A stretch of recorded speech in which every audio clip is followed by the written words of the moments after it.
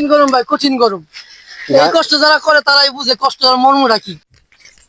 আসসালামু আলাইকুম দর্শক, প্রচুর গরম, আবহাওয়া খুবই খারাপ। আমি নিজেই ঘেমে গেছি।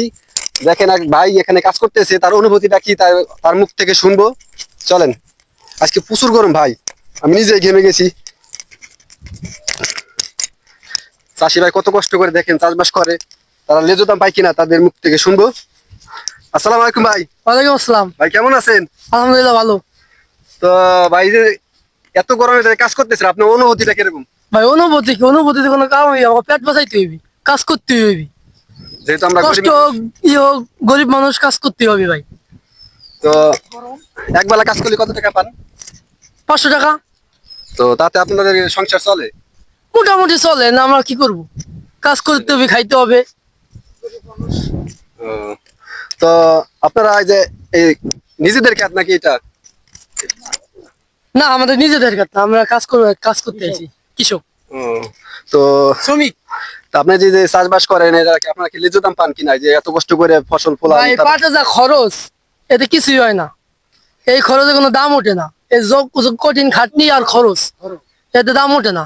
তো আপনারা যে যেগুলা পাটের দাম যদি 5-6 হাজার টাকা করে হতো, কৃষকরা একটু বেঁচে থাকতে পারতো, কিন্তু এত পাটের দাম নাই।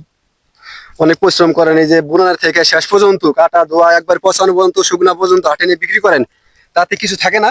ভাই পাটে কিছুই থাকে না ভাই, লস।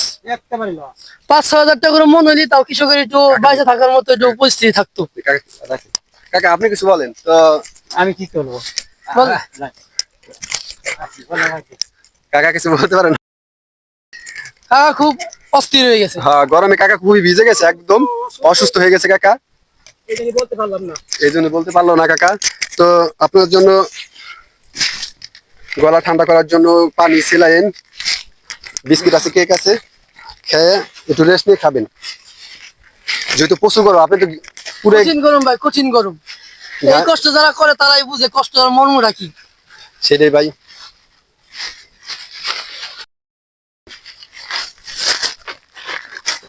সরকার যদি কৃষকের ভিতরে টাকাইতো তাহলে সবচেয়ে ভালো হইতো। এই যে পাটে যে খাটনি, সোনালিয়া অনেক কষ্ট হয় এই আশটা তৈরি করতে।